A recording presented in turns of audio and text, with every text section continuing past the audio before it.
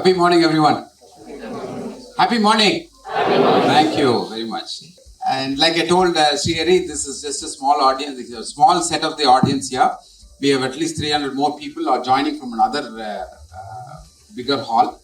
We didn't want to crowd everybody and make them stand here, unfortunately, because I'm sure they would love to listen to you as well. So, Srihari, very quickly, I want to start off with the early days. Tell me a little bit about your family. Sure.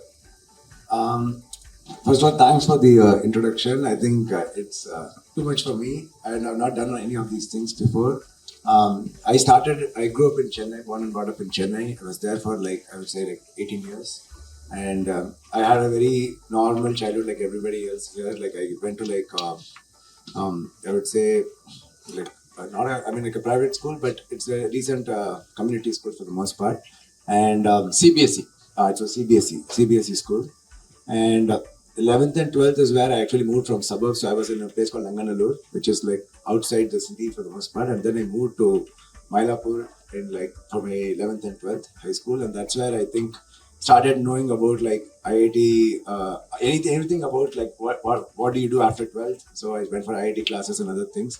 And then and that was also a CBSE school. And then I landed in NIT Trichy as my college there. Only son of your dad? No, so I have a sister. She's 6 years older to me, and I also have a twin brother. So we both we're identical twins, and we kind of did things together. What's his name? His name is Sriram. Sriram. Okay. Twins. Yeah. And we went to so the thing about college was I was telling him earlier that I was actually planning to join SSN in Chennai. I was about to get computer science, but my brother, he went to NIT Trichy and then he got production or something, and his college started earlier than mine, 2 or 3 weeks before. And he called me and said, don't join anywhere, just come to NIT, we'll figure out what it is, because I didn't get NIT at that point and I was waiting on my second counseling and stuff like that. And he said, just come, irrespective of the course, just come here. The place is good. So I was like, okay, fine. So I didn't I didn't have any preference on I want to do computer science or anything. I was open to learning. I was not really that I want to do this, I want to do this. I want to see whatever is coming here, I can take up as a challenge. So somehow we both got into instrumentation and control through some process and stuff. So we were in the same class. And that was also interesting because that kind of pushes towards from the first, we have always been collaborating. And that kind of that energy, I think, is very much important for you to be supported and at the same time to improve yourself. So both of you joined instrumentation and control. Yeah. So even from the engineering days, you were tinkering with the electronics. Yeah. So I think the thing about instrumentation and control, at least in NIT Trichy, was that you get exposed to everything possible, from analog to electrical engineering to thermodynamic mechanics and fluid mechanics and civil. Every aspect is exposed in that course, and a lot of people said that it's a very hard course because people don't pass the course. So I was like, okay, the course is very tough because it covers a variety of spectrum because they just want to introduce all those things. So that was back of my mind, but we never, from the first, I think, I don't know, maybe it's our upbringing from parents. That was we were never optimizing for results, optimizing for, okay, I want to get the best mark. For me, it was more about what can I learn. That was kind of, I think from the first it was there. So when we joined the college and we were working on this, we got interested by ourselves to read more about analog electronics, read more about how does electron devices work, all of those things. Out of our own curiosity, we were just learning a lot from it. That's the internet just at that point started and we had access to even more information. So a lot of our time spent on just talking. I still remember we had I think signals and systems. We have an exam coming in I think next day or something. And me and my brother, we opened the first page and then it was about, I think, DCT, district cosine transform. To understand that, we spent 14 hours. Okay, we never opened it because without understanding this, I don't want to move to this one. 14 hours we spent okay, what is this? Okay, how does the math work? Intuitively, how do I go about this? Spent a lot of time breaking that down to why is it that so spent important? 14 hours learning DCT. Yes, DCT. What is DCT? What is the discrete cosine? I'm not an electronics engineer. Yeah, the transformation that any signal you get, you kind of do a transformation on the signal. Fine. And why the transformation makes sense we're trying to understand from math, we're trying to understand intuitively, okay, what are the basis functions, all of those things, which were, I'm pretty sure, not required for the exam. Yeah. I could have just known the DCT formula and I could have gone, but something in us is if I, from the first, it's like, if I understand what the concept is, then I can do other things on top of it. That's kind of where most of our learning was based on. Like, okay, I need to understand what exactly. And Elon kind of calls this first principles thinking. And first principles thinking is breaking that whatever you are doing to a most basic level of truth to understand how the thing works. If you understand that, then you can build anything on top of it. So that's why I like analog electronics and all those things, because I was able to break it down to why do we do this. So tell me a little bit how you chose to do your masters. Where did you go? Again, did both of you went to the same? Yeah. So basically, we did our during our bachelors, I think we were probably the only two people who actually applied for electronics course, because we were not doing ECE or EEE, and we were doing instrumentation control. A lot of our peers went to this thing, what is that? What is that place? The ONGC, a lot of oil and gas industries, and they were going for proper instrumentation job. So we were interested in electronics, but we were not as much as EC or EEE in terms of knowing for it. But we still applied for it. We still gave interviews, and probably we were the only two people who got in those kind of coursework, because it's just something that we were learning to at least know the basics of these things. So we both went to Bangalore. He worked in analog devices, and I worked in a company called ETM Systems. ETM. Yeah, ETM Systems. And I think therefore I am. That's what it stands for. Yeah, I think therefore I am. That is the company. And they do a lot of things about soft IPs for video processing, IPs for image processing, a lot of those things, optimizing the video codecs and stuff like that. They work on those kind of soft IP systems. And I joined that company, and I think even there I had no idea about computer architecture when I joined this one. And my first. So tell me, in bachelor's you had no computer science background. No computer science. You didn't learn anything on the side while you. No, I was very good in electronics, analog and digital, but no computer science background, no computer architecture background. None of those things. I had no idea. So when you joined ETM is when you got some. ETM is where I was completely an outsider, joined that company, and then my first project was writing a really optimized. A downscaler, like a resizer, video image resizer algorithm. They wanted me to write that algorithm in assembly, and I had no idea about anything of computer programming. I had no idea. I know C. I've done C in the past, but I have not done the architecture of how to write assembly, what are the instructions and everything. So the first 6 months, I would say that's where I had a steepest learning curve. So I used to go to work at 8, come back around 8. Both of us will come back, and then I'll finish my dinner, 9 o'clock, I'll start again. I'll work till 2 a.m., 2:30 a.m. Just understanding what is the instruction set means, how do they work, read about internet, all those things. I will look at I was working on the ARM processor. So I'll read the ARM instruction set, what does each instruction means. So a lot of self-learning I did to kind of get to the point. The first 3 months, I was I was also fascinated about learning this. And that, I would say, was the key effort that I put in, that I was able to write an algorithm for that, which was really I would say that was the whatever we had in the C implementation, it was around 100x faster across all the different things. So that's where I was okay, you can write on the number of lines of code you write for assembly. I wrote around 1,500 lines of code, assembly instructions. And it's very, very hard to debug these things. Absolutely. There is literally you have to literally put, every time I want to debug, I had to put a branch call, and I had to kind of get some call stack. At the same time, there was the register can get corrupted. You have no idea where it just, because in C at least it hangs, you have a GDB, you can debug these things. In assembly, it's up to you. You are figuring out your register management, everything else. So it was a really good experience for me to I don't know. Again, it was just luck, I would say. I got into that kind of a project which exposed me how these things work. So you worked very close to the metal. Yeah, very close. Understood the power of assembly and C. Yeah. And you delivered something which was 100 times faster than anything else that the company had. Yeah. And I had no idea, but over the process, I became an expert in doing that, understanding that system.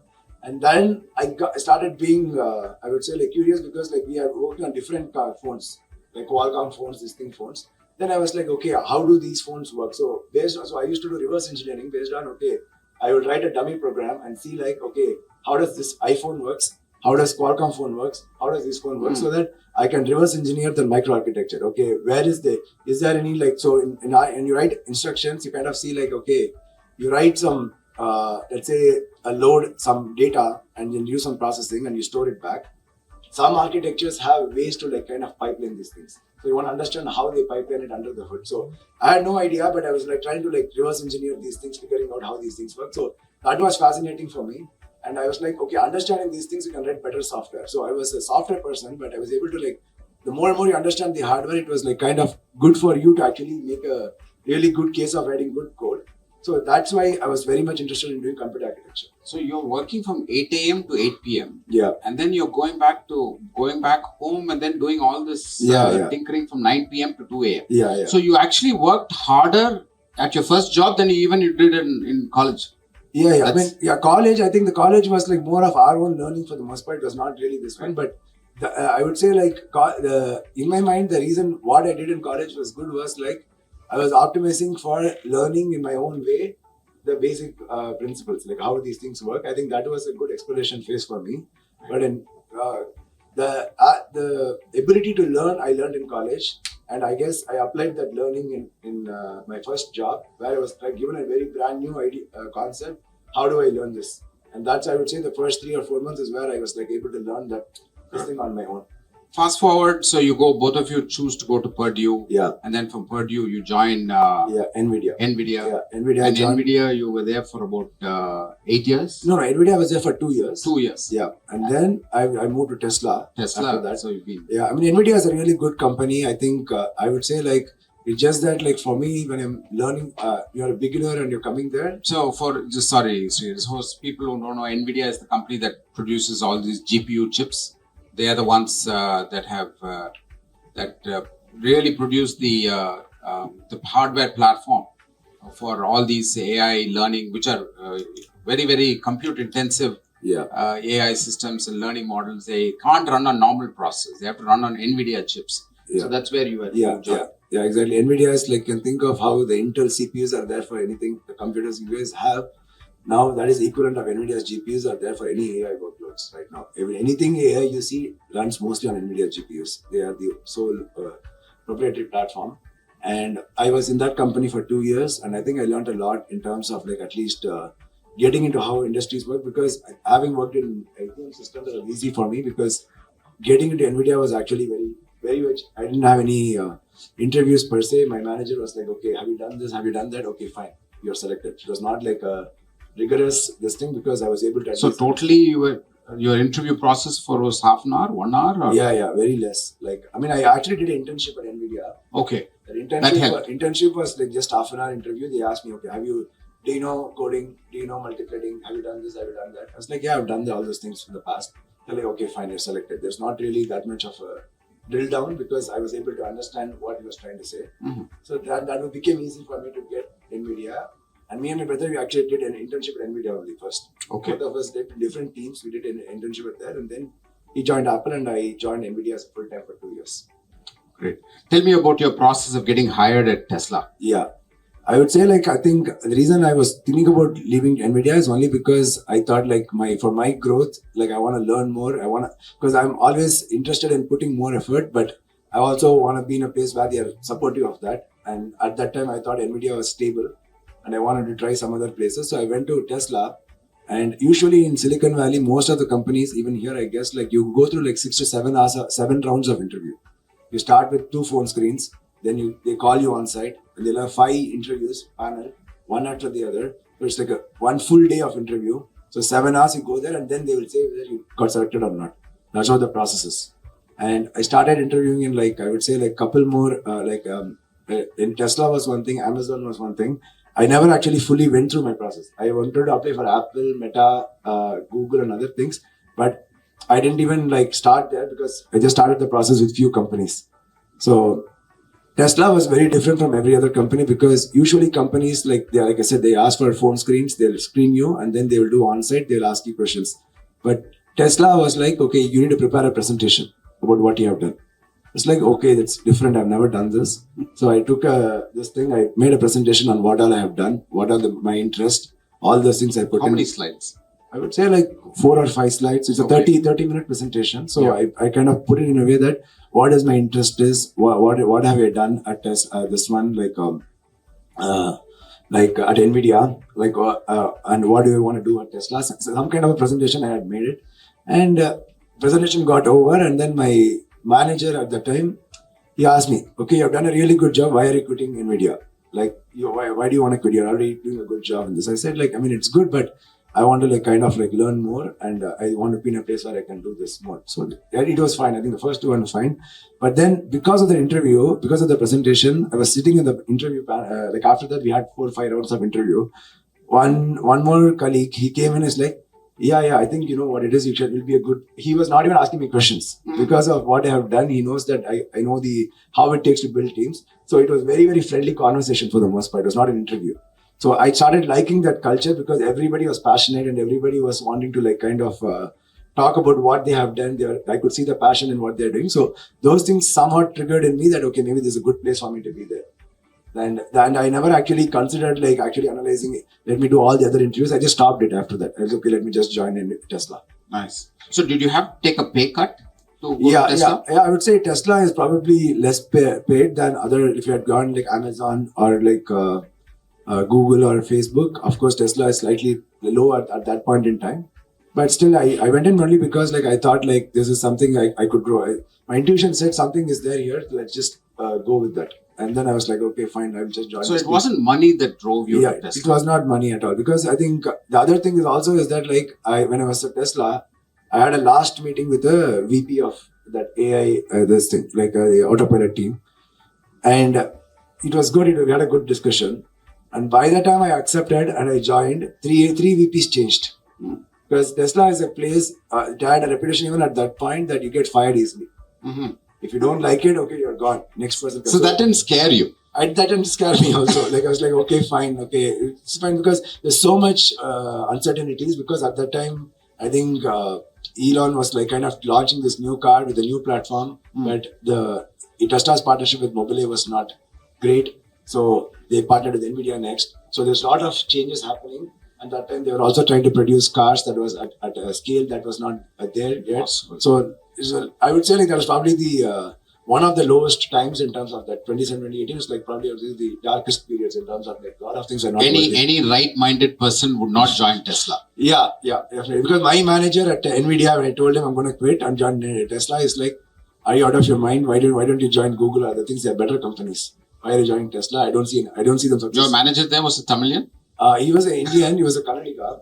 I joined at Tesla, and I was just another thing is that nobody told me to do this. I was just seeing, okay, what's out there. It was very confusing in the beginning because literally you need to figure out your path. My manager told me the moment I joined at Tesla, he told me, I'll tell you one thing. Nobody's going to tell you your path here. Okay, nobody will come and tell you, do this, you get senior manager, senior engineer, do so this. Self-driving path. It's nobody will tell you, but everybody puts their own trajectory. You can grow in whatever ways. So you kind of figure out how to navigate this and figure out how you can add your impact to the company. So that was in my mind it was a really, I would say useful feedback because that gave me agency to try out a lot of things. And I used to do even when I joined Tesla, I used to be involved in 5 or 6 projects. And I had actually disagreed with the manager. Initially, he asked me to, can you finish this? I said, I'll finish it. And he came the next day, asked me, have you finished it? I said, no, I'm still, I'm doing something else. I'll finish this. So he didn't understand how I worked. So then I told him, see, you told me you'll finish it. In my mind, I've already mapped I mapped for the week what I want to do. And I'm going to finish it. Don't worry about it. So I finished it. Later in the day, on Saturday or something, I transferred it and finished it. So in that way, nobody is going to tell you exactly how to do also. You have to figure out okay, given this task, how do I go about finishing it? What are the things? Nobody's going to micromanage. Are you done with this? Are you done with this? Because once you develop a sense of trust, they will be okay, fine, this guy can handle it. Nice. Give me some sense of how it. Did you directly report to Elon Musk? Or No. So I did not report to Elon Musk. I reported to my manager. He reported to Elon Musk. But at the same time, we used to meet with Elon every week. Every week? Yeah, every week we used to tell in terms of what we have achieved, what we have accomplished. How long was a meeting typically? 1 to 1.5 hours, kind of a thing. But Yeah, we cannot talk about like, okay, what is important for the projects and stuff like that. So the meetings will not be like a very high level bar charts. Okay, we are doing this. It's about like how I talk to an engineer, right? Like, okay, if I'm stuck in a problem, let's say I'm fixing a bug and it's broken, I should be able to explain him why I'm not able to fix the bug. What is actually stopping us from getting the answer? So it will be very, very technical to a point where you want to understand how the system works. What are the things that engineers are finding problem? Because he always wants to talk to the engineer cutting the leads, because that's when you get the reality of the actual problem. Because as the information goes higher, you kind of lose the information, what the information is. So better to always have engineers talking. So I had a exposure to talking to Elon about all the things I've been doing from the first, because like we were able to at least, he wanted to get the engineering aspect of the problem. In your bio, I heard you wrote something like a compiler and stuff. Yeah. So tell me a little bit of the stack that you were technical stack that you're working. Do you write code? Yeah. What language do you write code? So I'm an engineer, so I've been writing code.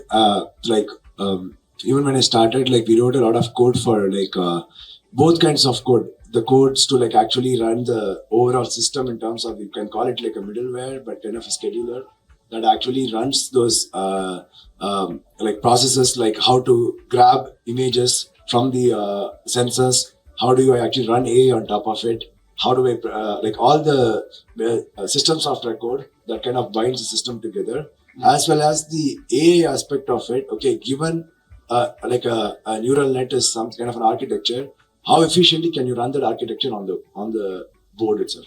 So you want to understand the. So every car has a computer on board. Every car has a computer. So you need to be able to. Yeah. So at a high level, every car has a computer. The computer is like around 200 watts of power. That's all.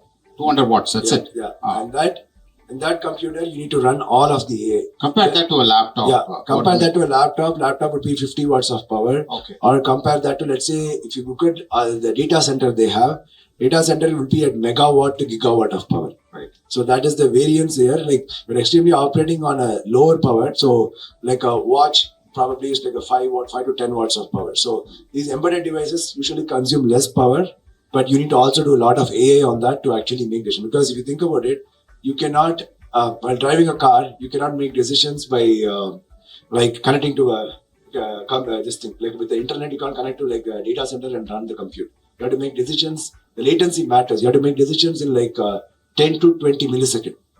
That is your time window to make decisions on whether you want to hit somebody or not going to hit somebody. So everything that you are writing has to be optimal enough to make that latency to be extremely small. So you're writing C code. Yeah, I was writing C code and C to an extent to actually like kind of how do you optimize this given this piece of workload? How can we run this at the best efficiency possible? So we started as that, and then starting to build more things to like make it more how do you now do it? Because you can use hand engineering to like write this code, like humans can optimize and write it. But how do you actually start building a compiler that can compile and give that kind of optimal code? So we started building a compiler on top of it. So you wrote a compiler in C that actually delivered. Yeah, exactly. Wow. That's amazing. Yeah. And for some of our faculty members here, you know, this is, I am glad many of you are hearing it directly from Srihari. C programming might not be fancy. It may not help you write fancy web development, but then look at, we have somebody in the flesh who wrote code. That code is the reason why we have self-driving cars. So Srihari, tell me about this. I mean, so you've done, so you are leading a team of 100 people at Tesla, which is now has created this robo-taxi. By the way, robo-taxi is the equivalent of Waymo. So robo-taxi, basically it's a self-driving taxi service, which is now open in 3 or 4 major cities. No, it's open in Austin. You're trying to open it in San Francisco and 3 more places. And you are leading a team of 100 people, directly managing 30 that you told me that you micromanage. Yeah. You're doing so well, but then you quit Tesla. What did Elon tell you? I mean, like Elon is kind of person, I would say, like he knows the fact that it's hardcore, the fact that the mission is important. You'll always find people who will actually take it to the next phase. So in my mind, even when I was quitting Tesla, for me it is like I've always operated in this principle that how do I delete myself from everything? It's not about like, because unless I delete myself, I can't think about other kind of problems. So even at Tesla, whatever I work on, even if I micromanage people, I've always been in the place of how do I upskill them in a way that they don't need me. So you're making yourself dispensable. Yeah, because anybody can be replaceable. I want to be in the background as much as possible for me to be in a place that they're not depending on me. At the same time, I also want to do it in a way that it can be scalable, because like if I'm like, I've done a lot of micromanaging, I've done a lot of like hand holding for my team. At the same time, it's not like I'm using my man hours to do this, because I want that to scale even when I'm not there. So that's kind of consciously I put in effort towards deleting myself. And that is why when I left also, I want to make sure the team's in the right place. They are actually being able to execute whatever it is. So I was not really like kind of this thing about it. Like, but then Elon knows it, and Elon knows that I've done a good job at Tesla, and he appreciated for what I did. And he asked like if you want to do more things here. It's just that like for me at that point in time, like you said, right? Everybody asked me the same thing. Any sane person will be like, okay, you're in the height of technology, working on robots, cars, and chips. Why would you do that? Yeah, you can't get any more front edge of technology than working at Tesla. This is probably the best place I can be in. So I'm definitely like kind of like, so I've been thinking about it for a while in the background, on something about this. I wanted to like kind of think about like what do I want to do in life. And in game theory, if you think about it, they say like any decision you want to make, like let's say horizon of 10 years, you need to spend 1/3 of the time thinking about it.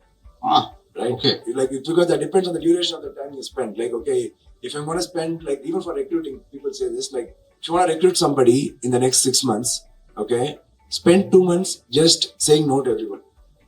Just see the people who are coming into your, see the caliber of people. In 2 months, you will know that who was your best candidate, you know the bar. Next time, when anybody comes, if they beat the bar, take them. Right. So it depends on, like, how much are you investing for your future, and how much of the time you have thought about it to make, are you making the right decision or not. So I would say like for the last 1.5 years, that thought has been there, but not to an extent for me to like, okay, make a decision about it, but I just let it go, let it just process within me, see, okay, what is it I want to do next, what is interesting me, but I was also liking what I'm doing. So it was like a tug of war, I would say, for me to get clarity on what I want. And then once we launched Robot Taxi, I thought probably that's the right time for me to like make the decision, because like I'm leaving the team in a good place. Absolutely. So you made sure that you put a nice full stop to what you wanted to do. Yeah. So because I think the thing with Silicon Valley or any other place is that like the milestones keep coming, right? Get the next milestone. Okay, we can keep on increasing it. You just need to be content and happy with what you have given. At some point, take the win and move on. So I was like, okay, this is something. So before you get sucked into the next project. Yeah, exactly. I'm reading your the Twitter bio, Srihari. So you say formerly Tesla, AI, Optimus, AI, hardware. Yeah. Curious about life, consciousness, and our very existence in the matrix. Elaborate a little bit. No, I mean like people say that like the ultimate form of education is, if you think about it, is knowing yourself, right? Because if you think about it, we don't spend a lot of time knowing ourselves. Then you don't know what to study, what is your strength, what is your weakness. And then we get into this place, everybody is doing the same thing. And you're like, okay, what is it that, okay, if somebody's, the metric that we are putting on a metric that you may not be aligned to, and that's kind of where you kind of get sucked into it. That you don't know what is your true potential. To give an example, I was at my college, we had this Viva, where people had from external, they had come there, they asked questions. And I was not having the highest marks in class. Okay, this might be a bad example, but I'm just telling my experience. But so I was not the top grade, I was not having the top grade. And I would say like maybe 8-pointer or something. I was not the 9 or 10-pointer at this thing. 8-point CGPA. Yeah, 8.7 or something. So I was not, I would say, the topmost. But at the same time, these people came, Viva from, I think, Bell, BHL, they came, they asked questions. And both me and my brother, we were able to answer every question on what they were asking. And a lot of people who had 10-pointer, 9.5, they couldn't answer it. Okay. And then that person asked, Enappa, ivlo nalla pandrika, mark ana vaangalepa. He asked me that. And I was like, I was just interested in like just learning. So that is why I was saying that like it's very easy to get caught up in like the wrong metrics. Wrong metrics. Absolutely. And if you start grading yourself with that metric, then it becomes a really hard thing. That's why I'm like, I don't know, like in general, I'm very spiritual. And at the same time, like being able to like knowing who you are, I feel is like much more powerful, not just like metaphysically or spiritually, in general, in life. Like if you know that, then you're optimist for the right metrics. And that is why, like even at my own pace, it so happened I was lucky I have a twin that I was never in this competition race. Mm-hmm. We were always, okay, how can we work together to do something? So from the first, our parents were like good enough because of that, two people, identical people. So they were always like, okay, guys are the same, just focus on what you want to do. Because there will be cases where he's have higher marks or I'll have higher marks and we will see it. We would have prepared together. One person would be low, one was high. It's like, then my mom or dad would be saying, like, see, it's like a one-day match. You go there, you play. That doesn't determine your outcome. You have put in effort, you have done it, you tried the same thing. So the mark doesn't determine your this thing. So from the first, I was never attached to the outcome of that. So that kind of put me in a place where like I was able to express my own this thing. So chapter 2, verse 47 of Bhagavad Gita. You're literally saying what Krishna was telling. Yeah. Don't be attached to the outcomes. Yeah, exactly. Yeah. So I mean, I'm glad you brought spirituality. Tell me, how do you?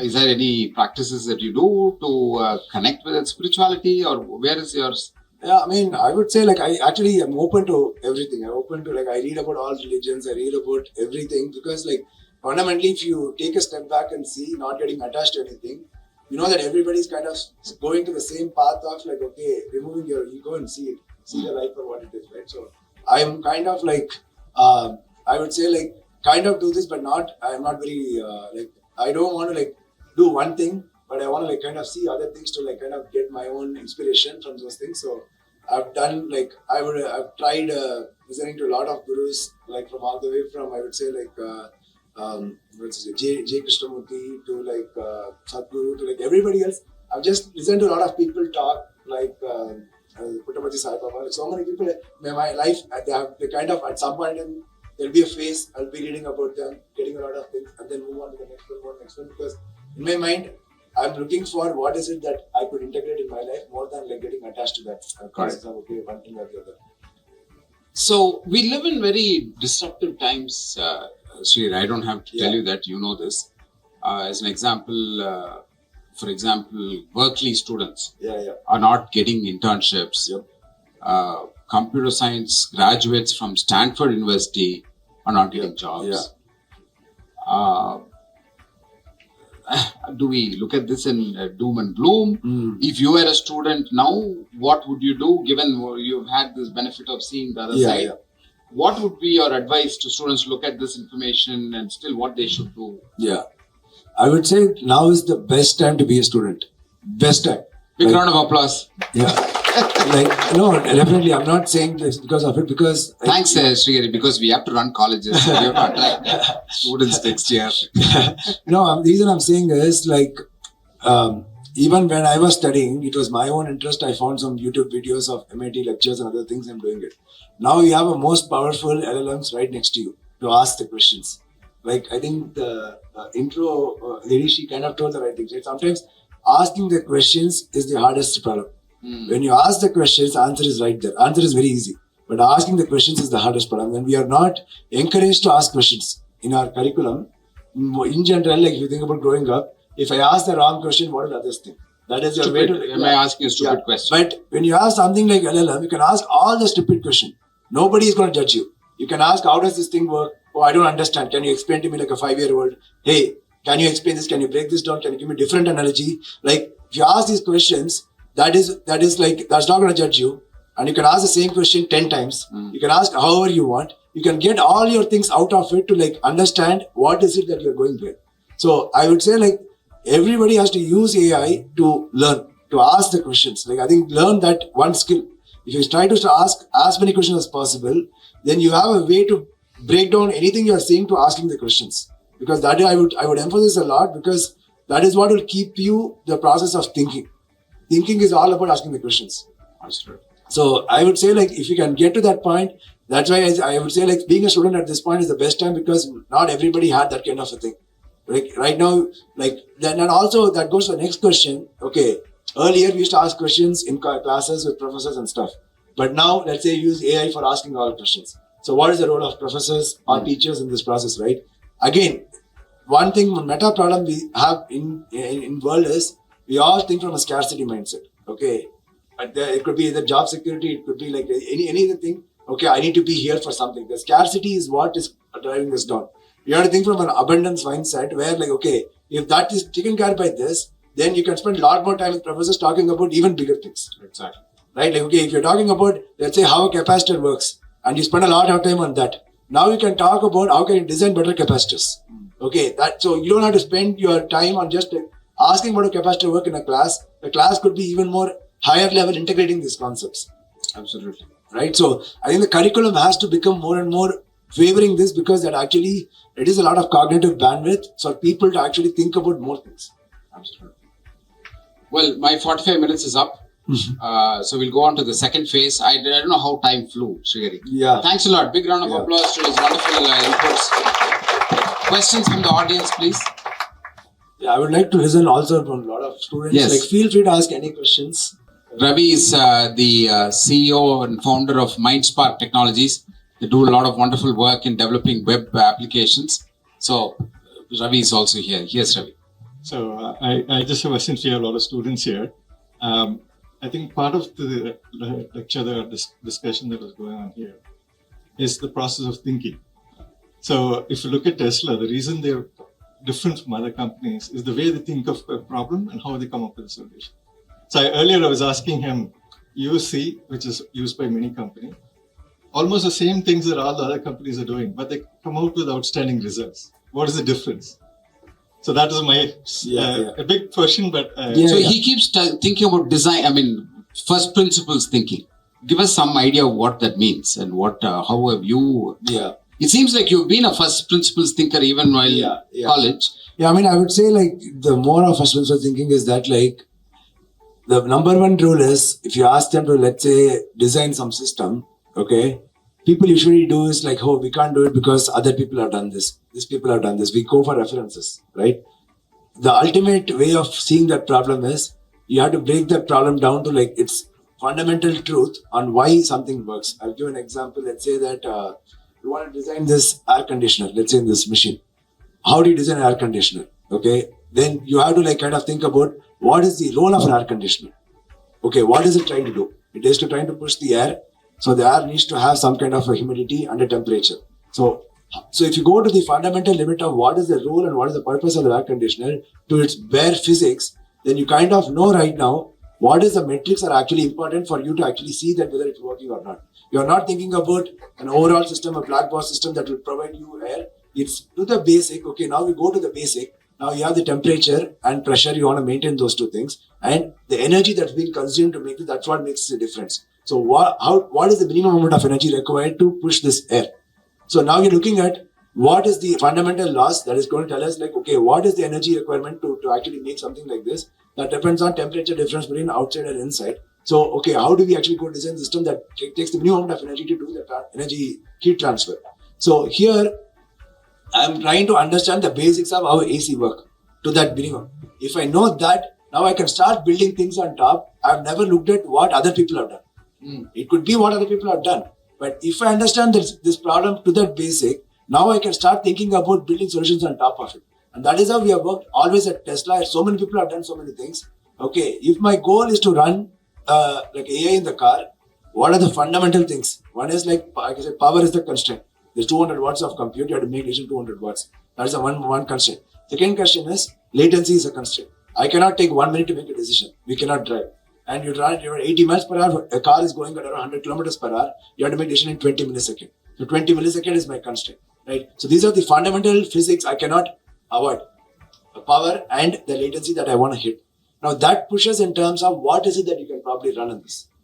So things like this, where given any system, how do you break that into these first principles? How do you break down to this fundamental? I would say like it's kind of break down into fundamental components of truth grounded in physics or something else. Is there some online course somebody can go and learn, or what would you suggest? I would say just use AI, the same thing. Like AI, ask AI the same thing. Like every question, okay, try to like given like a problem, how can I break this down? Maybe Absolutely. give your answer. Okay, this What a is what I wonderful think about first principles. Maybe let's say you design some light and you say, okay, how am I thinking about light? And you can use AI as a guide to like, okay, are you actually thinking first principles? It will push you towards, okay, ask the right questions. So there's a lot of things that the tools are at our disposal. So it's like when library was there, library is there everywhere. But is everybody Einstein? No. Similarly, just because AI is there doesn't mean everybody is going to be good. So it's on us to make sure we can use these tools to actually learn what you want to learn from this. So, wonderful prompt. So, From first principles thinking, tell me how an air conditioner can be designed differently, right? So, any other questions? second one, mindset of scarcity, and we're going into the mindset of abundance. These are critical words in this time. Yeah, no, 100%. Because So- like you asked this question earlier, right, about this AI race, every AI is doing a lot of things, people are not getting job. I think you should not think about it because the jobs are designed for the previous world where everybody has to do a role and stuff. Now, if AI can do this role, it's actually good. Then that means you have more bandits to do more better things, bigger things. Yeah. So, in fact, I would say like this should push more people to build things bigger and better by themselves with fewer people. So, I think that is where the concept of thinking like abundance is important because it's very hard in a place like India, definitely because I've grown up here, right? You're always compared, you're always, okay, our metrics are always skewed in terms of what it is. So, you're always thinking from a scarcity mindset. Absolutely. Questions? Good morning, sir. I'm Rajarajan from CEC department, third year student. So this is a question that has been lingering in my mind for a long time. So given that full self-driving relies heavily on probabilistic models, how do you design a test framework where you can do repeated tests in a deterministic manner? Yeah, I mean, again, the answer is that you have to question the assumption there. Why do we need deterministic test? Right? Like, okay, for humans, today humans, you're testing a human. Human is not deterministic. Human is probabilistic, right? So, in terms of, like, I think the advantage of the stochastic systems like AI and stuff, it's good because you have to move to the point of outcome based. Okay, what are you trying to solve? If self-driving, you need to test whether can the self-driving system be reliable for, let's say, 1 million miles of driving. Does it actually cause accident? Because if you look about humans, at least in US, you go take 20 hours lesson and you're given a license. You can drive. How do you know that humans can drive? Like that is the thing that you assume that humans will know not to collide. All those things evolutionarily we have programmed. Some way you can trust, but it's a trust-based thing where you don't even know they can drive 1 million miles without an accident, which is mostly like because the average accident rate in US is 500,000 miles. Every 500,000 miles there's an accident. Okay. So you have to like start putting this AI in the similar ballpark as okay, can they drive to that level to kind of get this thing? So you could still have test to test those like how we have like exams and stuff. You have test to like test those different areas, situations, how the car is driving. But deterministic aspect of it is not the requirement. The requirement it needs to be safer, right? So that is why it is always you want to like go to the first principle to think why do you need to do testing? What is the objective of testing? Is a tool. What is the outcome that you want to go for? Outcome is the car needs to be safe. So if you think from that angle, you will start questioning everything that you have built so far. Does it make sense? Yes, sir. Thank you. Next question. So, hi. Yes. Go ahead. So, This is say your name and hi. So this is Matthew Rajan and I'm working here as innovation engineer. So my question is, Tesla actually only bets on camera, but when you compare with Waymo, they have LiDAR and radar stack. Also, apparently 10 months ago, I saw a debate on X between Musk and Lee Kun. I think it was famous. So Musk was debating, we are not using CNNs anymore. But the CNN's advancement was now transformer and vision transformer, multimodal vision transformer. So is that only camera stack using vision transformer or any other, but how it scales with hardware? I mean, the thing with cameras or LiDAR, again, I think Elon kind of did this first principles reasoning about it because humans are not shooting lasers. Humans are driving with their eyes, right? So, which means that we really need to have LiDARs because what happens is that when you start adding a lot more things, now you have complexities getting added. You have a LiDAR, you have a radar, you have a camera, all those things. Which one to trust at what, right? Then you start adding heuristics, you start adding more because each one has its own distribution of failure and biases. And as different components get produced, each component will have its own biases and tolerance, right? So you have to really build a bigger model. The complexity becomes bigger for it to actually fuse all this sensor to make decisions. So that the complexity is not, it's not like he doesn't like LiDARs. He uses LiDARs in his rockets. But in a problem like this, it doesn't seem necessary to solve because humans are an example of doing this, but doesn't actually use any of those things. So that's why he doesn't really go beyond this. And regarding CNN and Transformer, and the whole industry is going towards like changing, just the architecture. I don't even know if Transformers will be there. The Transformers right now good, but there'll be new architecture that could come in that's better than what we have right now. So that's constantly going to evolve to what actually makes sense. Okay, thank you. CSE student. So we are building Roar AI. It is an all-in-one AI startup. So what we do is we help solopreneurs and student entrepreneurs go from idea to launch of their digital product with specialized AI agents for web search, development, and marketing as well. So from your advice, from your experience, we need advice on how to scale it for real user adoption. Okay. I mean, like I would say, like just start with where it's actually solving a problem. Like it does not a skill. Just figure out, okay, in let's say in Coimbatore, are you actually having people who can use your solution? Because closing the loop is very, very important for you to know whether the problem is working or not working, right? So once you know that it's working, once you know it's scaling, then you can think about how to scale to, because the fundamental problem, again, going back to that scarcity thing I'm talking about is like, everybody wants to build a unicorn. Everybody wants to like build a billion user platform and stuff like that. You don't need it. What you need is like, can you actually prove yourself? Even if you have 1,000 or 10,000 customers, are you actually incrementally adding value? That value could be measured, right? That is very, very important in the current world, because like the cost of software is going to zero. With AI, everybody can build anything. Whatever you are building, somebody else can also build the same thing. So it is not the aspect of building the software. It is the aspect of what kind of values, what kind of problems you can solve with that software. That is very, very important. So I would say like focus on domains where you can actually go and really close the loop, add value, and maybe that itself will open up industries where you can actually scale these things. Got it, sir. Thank you so much. Hi. I'm feeling a bit nervous, but I'm very happy to communicate with you today. Yeah. Actually, you have vast experience in Your name, Optimus. department. And my name is Aishwarya Devi. I'm from AI and Data Science Lab, School of Innovation. Okay.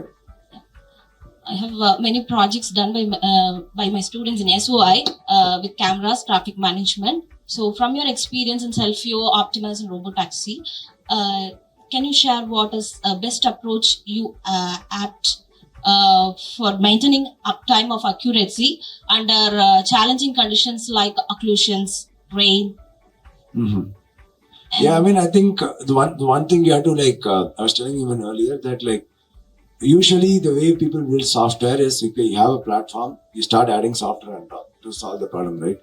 But with AI, you have to think top down, which means how would AI solve this problem? Like for example, you're asking about accuracy of let's say occlusion and stuff. The way AI, at least the current technology is set up that way, that given the data of those things, can it learn that, right? So which means that you have to think about all the cases you want to solve. Do you have a distribution of data that covers those kind of cases where you have those conditions with occlusion or rain and other things, and can you detect these things? That's how AI will learn. It's like training a human, where, I mean, humans don't train exactly the same way. They're much more efficient, but I'm saying analogy-wise that unless you show these examples of, okay, this is your very severe occluded case, but there is a car, you have a bounding box or whatever, there's a car there. That's one way to teach that, okay, you can still see through this. This is what the data is. So you have to think from AI first of how do you train these models for these conditions, such a way that it is not about us writing like a box detector or like a rain detector and stuff like that. It's more end-to-end, where you want to give in all the, that is a good thing about AI is like, you can encode all the different diversity into that data and let it figure out it by itself. You are not engineering anything. Can we get your consultation in future if we go for developing some autonomous vehicles? Sure, yeah. I mean, I would say one thing I would say to everyone is that like going back to my software claim, that cost of software will go into zero, that I would say like you guys should embrace more and more open source.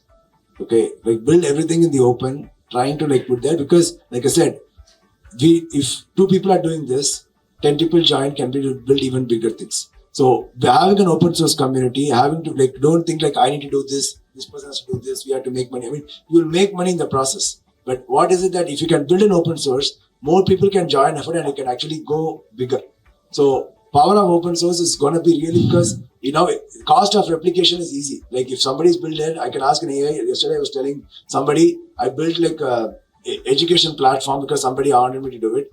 I was just doing vibe coding and built one education platform. So which means everybody has the tool, everybody has access to build this thing. So you should not get too attached to the software itself. That's why I said, like, figure out the domains where you are actually adding a solution, and building it in open will give you more incentive for more people to join the effort and do it. Yes. Thank you. One more question. That's about the time we have. Now, Tirupur industry like to have open source software. Anna can start. Everybody will join as open source. Ashok. Oh, Murthy sir is giving me an idea. Not idea. Your help, Tirupur will improve. Yeah. This is really necessary, Anna. You have to start first. Yeah, I mean, Open source. I would definitely add to that what Murthy uncle is saying, because like I said, if you can transform Coimbatore, Tirupur, like with all this AI open source initiative for people to do it, I think that itself is a victory. Like being in a college, being able to solve real world problems, traffic problems, all those things, use the city as a grounding, test bed to actually, can you build this software, open source software that works in this one. Once it's enough, then you can just scale it to like Tirupur, you can scale it to like all the different places, because that is how I think the future of software will be built. Not by few companies. That few companies, reason why they built it earlier, because only few people knew how to build it. But with now everybody can build it. So there's no real stopping from people building these things. So look for really wicked problems locally. Yeah. Solve those problems using AI. Do it in the open source. Yeah. Combine, not just be 2-3 people. Build more. The more people there are, you can get there faster, quicker. Is what Srihari is saying. So Srihari, just I want make a case for reading books. I'll ask you this. Sure. I'm reading this book called Order of Time. Very interesting book by Carlo Rovelli. If you want to make a note. I said, what is this big order of time? Just in 2 pages of reading this book, I've learned something which I thought was never possible. And I'll tell you this very quickly. Do you think time passes at the same rate, suppose you're in Ooty or in Coimbatore? Is there a difference? Your name? Deepak. Is time travels at the same pace in Ooty and in Coimbatore? Yes, you agree? You're wrong, according to this book. I agree with the book, yeah. Time travels faster here, and 2 centimeters here also time travels faster. Did you know that, Srihari? Yeah. No, it's not just this thing, like the elevation. I'm saying like time travels faster, even in the same elevation. Time travels differently at different speed based on what your state of mind is. Interesting. So it's not even elevation. If you are stressed, right, time will travel slowly. If you don't want to do something that you don't want to do, time will be even more slower. Correct. The thing that you like the most, time will travel immediately faster. So it depends on. So that's a very spiritual subject to take. But this man is talking from science. He's a science journalist. So my point I'm trying to make is, I get what another book, but it changed my mind. I still haven't finished the book. I'm sure a lot of physics professors are here. Do you know that? This is what Einstein was famous for. Yeah. Einstein predicted this before even it could be confirmed by scientific data. That's the beauty of Einstein, the genius of him. So the reason I say this is, Srihari, I want to know what books are you reading? How are you keeping yourself? So, I could be a bad example. I've never read books. Okay. But the thing is, I do like to listen to, because I'm a more visual person than this one. But at the same time, when I talk to people, I kind of ponder about it. Now with AI, it's been for me, given my time, that's the best way for me to think more. I actually use, for example, when I have a thought, I put the thought out. I don't use AI to influence my thoughts, but I use AI as a sounding board to get my thoughts as a out. Thought partner. Yeah, thought partner for me to get it out. That way that anytime I have some insight, I want to dive deeper, then that kind of gives me different books. Because right now I think with, I feel like a lot of things that we have built, will update for the AI world, where like it's very easy to get the information what you want to get, so that you can be. But the aspect of still what holds between all this medium is like you need to get your information, which you need to like take it in and integrate it. That is very important, because if you look at like say social media today, like people are watching movies. If you watch movies for 3 hours, you get something out of it. You have some time to think about it, and you maybe people can change after seeing a really good movie. But right now with TikTok, Instagram, Facebook, all those things, in 2 seconds, in like 10 seconds, you get something.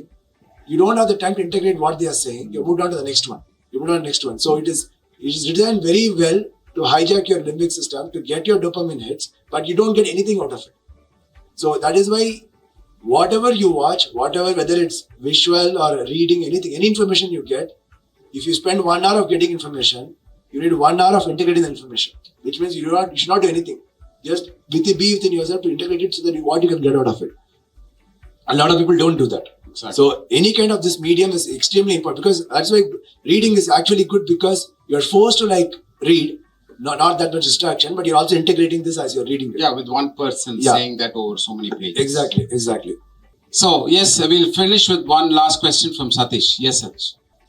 So என்னோட question என்ன அப்படின்னா, அந்த ஸ்டூடெண்ட்ஸ்கிட்ட face பண்ணுற issues. இப்போ peoples are enjoying for the vibe coding, not at all need to understand about the 5 basic concept. Actually எங்களோட காலேஜில் நாங்கள் டே 1 இண்டக்ஷனில் 5 பேசிக் கான்செப்ட் தான் ஃபோக்கஸ் பண்ணுவோம். What is your advice to the students? எவ்வளோ ஸ்ட்ராங்காக இருக்கணும் அந்த கன்ஸ்ட்ரக்டில் அப்படின்னு. For an example, the Tesla engineers இப்போ நாளைக்கே ஒரு அப்ளிகேஷன் டெவலப் பண்ணணும்னா students can develop the applications. நிறைய ஹேக்கத்தான்ஸ் போகிறப்ப, but they are not at all அந்த கன்ஸ்ட்ரக்டில் ரொம்ப இதாக இருக்காங்க. So how you are advising to us students actually அந்த ஃபண்டமெண்டல் கன்ஸ்ட்ரக்ட் வந்து எவ்வளோ important even though for the AI era?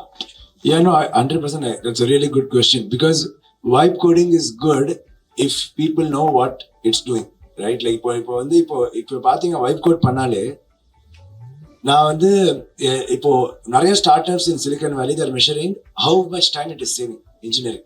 Okay, how much development time it's saving. இப்போ ஒரு 2 weeks இருக்குன்னு கோட் பண்றதுக்கு ஜெனரலா 2 hours வைப் கோட் பண்ணலாம் நீங்க அதை. ஓகேவா? பட் த ரியாலிட்டி அவங்க என்ன பண்ணலாம்னா, நீங்க வந்து பண்ற கோடை வந்து you spend at least 10 hours, 20 hours, even 2 days to verify and debug. And அது யாருக்குமே தெரியாது, debug எப்படி பண்றது, வெரிஃபை எப்படி பண்றது. இப்போ நான் வந்து ஒரு ஆப் பண்ணேன், எனக்கு ரியாக்ட் நேட்டிவ் தெரியாது, எனக்கு இது ஸ்விஃப்ட் தெரியாது, எதுவுமே தெரியாது. ஆனா கோடு தான், so I can read the code. So நான் ஒரு ஆப் பண்ணேன், ஆப்ல எவ்ரி டைம் நான் பண்றச்சு இந்த ப்ராப்ளம் வந்துச்சு. ஓகே, எனக்கு ப்ரோக்ராமிங் தெரியும், ஃபண்டமெண்டல்ஸ் தெரியும்னால I was able to, okay memory issue, okay இது பண்ணேன், இந்த மாதிரி மாற்றி I was able to finish that app. ஆனால் நிறைய பேருக்கு they get stuck in that, and that is why இந்த மாதிரி டூல்ஸ் எல்லாம் actually is really easy and important for senior people, because they have already done the basics to get to the point. The junior engineers, they are building something, but it's just a scaffolding now. Ulla வந்து could be our suboptimal, nothing, you just have an app. So that is why people are like right now, நிறைய silicon வேலி இந்த problem பார்க்குறேன், நிறைய பேர் like high ஸ்கூல்லேருந்து அப்படியே drop out ஒரு ஸ்கூல்லேருந்து college drop out to like okay just building some vibe coded app.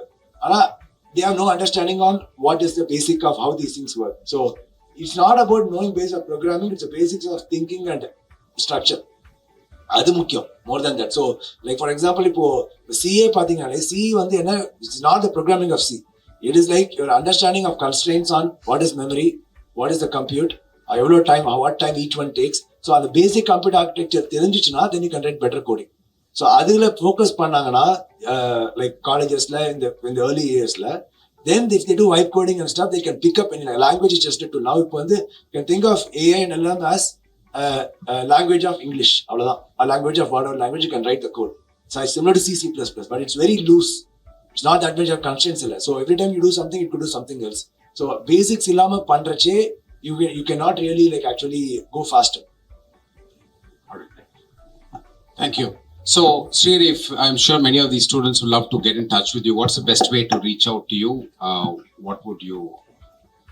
I mean, like right now, I'm still like think about what I want to do next. I want to do something in India. I'm like figuring out this one. So, I mean, I would say like maybe reach me on LinkedIn or like kind of write to me on an email. That probably is a better way to do it. So, find your LinkedIn profile online and then write to that. Yes. Yes, Thank you so much, sir. So it was great having an interaction with you.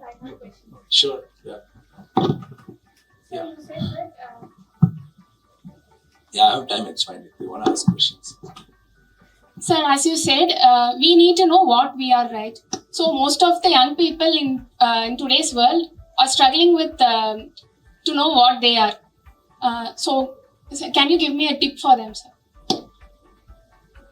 I mean, the answer has to come from within. So, which means that if you actually don't take so much information, you can find it. I'll give you an example. If you look at Einstein, you talk about Einstein and other people for this relativity, right? If you go, you should go read about Einstein to know how he got his discoveries. Many people would think that, he was doing some work and it just he solved the problem. Because these are the kind of problem you cannot solve just with analytical mind. He actually was very religious. That's a different thing altogether. But also he says that the answer came to him. Like Ramanujam. Like Ramanujam. Look at even Nikola Tesla. Nikola Tesla built the entire, the induction motor in his mind. He never actually did anything. He said by piece, he got the answers. He built it. And I was in a lake or something. Suddenly he was just starting to draw the induction motor that he got it. So these people received the answers. They never actually went for it. But they did the work of analysis, getting the information, so that they were in a space of that place where they were just getting the answers. They let the answer come to them. So I think it would be good if the youngsters spend less time on actually social media and other things. Not because it's bad. Even I use YouTube, but I have optimized the YouTube to work for me and not for it. The algorithms, and whenever it pushes something. I have an example. I saw this Ravichandran Ashwin one video. One video I saw. Started giving me a lot of videos. Cricketer. Yes. Some video of his podcast I saw once. Started showing me a lot of videos of Ashwin. And more videos like this.